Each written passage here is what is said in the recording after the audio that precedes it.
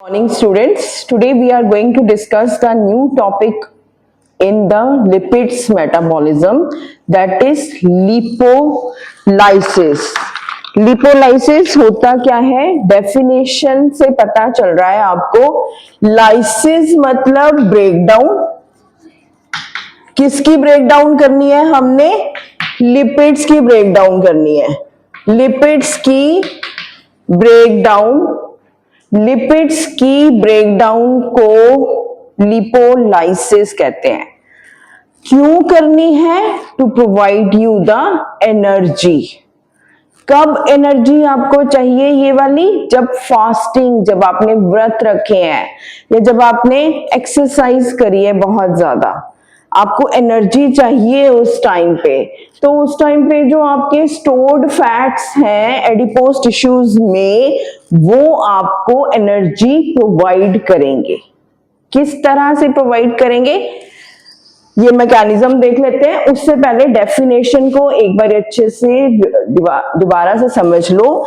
It is the metabolic process, metabolism का process है जिसमें कि स्टोर्ड ट्राइग्लिसराइड्स, ट्राइग्लिसराइड्स जो हैं वो ब्रेकडाउन होके, ब्रेकडाउन लाइसिस मतलब ब्रेकडाउन, तो वो ब्रेकडाउन होते हैं into glycerol and fatty acid.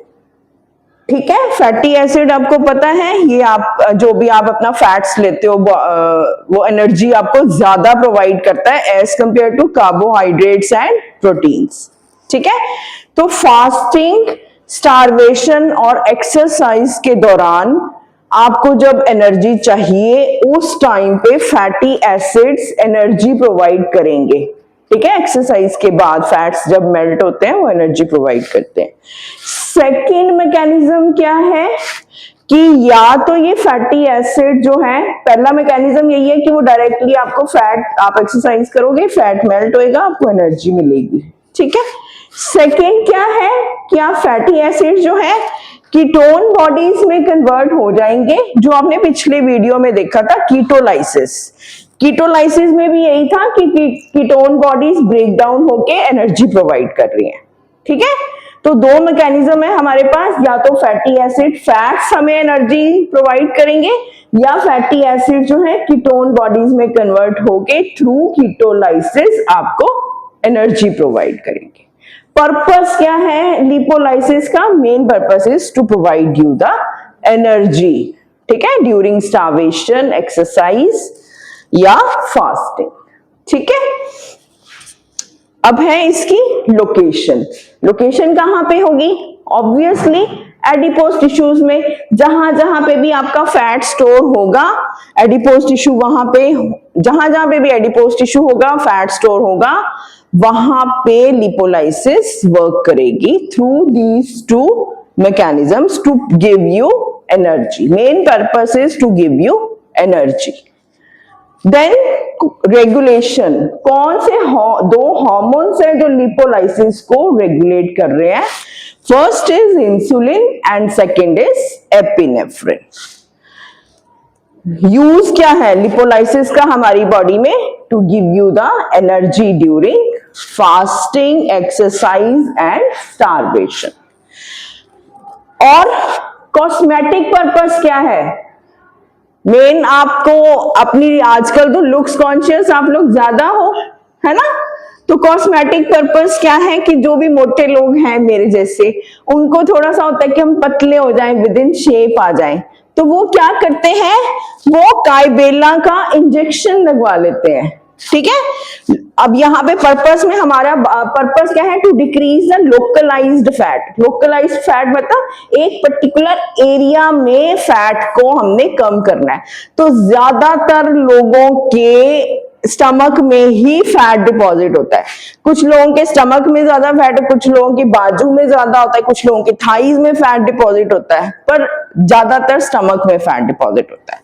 तो स्टमक में जिन लोगों के फैट हैं और उन्होंने कॉस्मेटिक रीजन के कारण कि वो पतले लगे, अच्छे लगे देखने में, है ना, तो वो क्या करते हैं, वो कॉस्मेटिक डॉक्टर के पास जाते हैं और वो क्या करता है वो डॉक्टर, वो काइबेला का इंजेक्शन लगा देता है।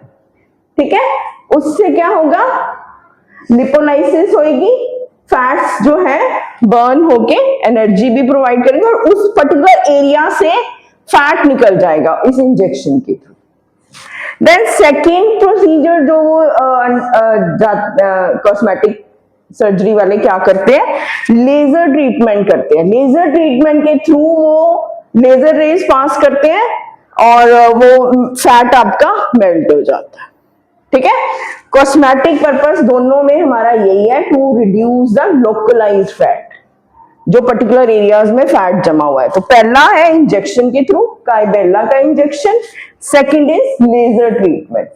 ठीक है, देन अब इसके रिस्क क्या क्या इन्वॉल्व है। ये कॉस्मेटिक सर्जरी लोग करवा तो लेते हैं लिपोलाइसिस कि हम पतले होने के लिए इंजेक्शन लगवा लें या लेजर ट्रीटमेंट करा लें, लेकिन उसके कभी कभी रिस्क बहुत ज्यादा हो जाते हैं, स्वेलिंग हो जाती है बॉडी में, ऑपोजिट इफेक्ट्स आ गए ना, स्वेलिंग हो गई, पेन हो गई, या कोई नर्व में वो जो लेजर रेज है, कोई नर्व में अगर वो गलती से चली गई लेजर रेज, है ना, न्यूरॉन्स में स्ट्राइक कर गई तो नर्व इंजरी आपको हो सकती है। या ये इंजेक्शन के कोई साइड इफेक्ट आ गए नर्व्स में, न्यूरॉन्स में, तो in that case nerves will be affected, brain, है ना, neurons will be affected. So this is a risky procedure. I will not advise anyone to go for it.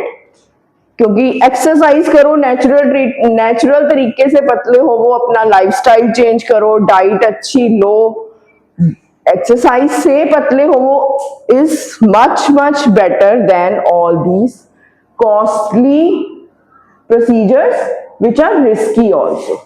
ठीक है, costly भी है, रिस्की भी है। So thank you so much for listening carefully and have a nice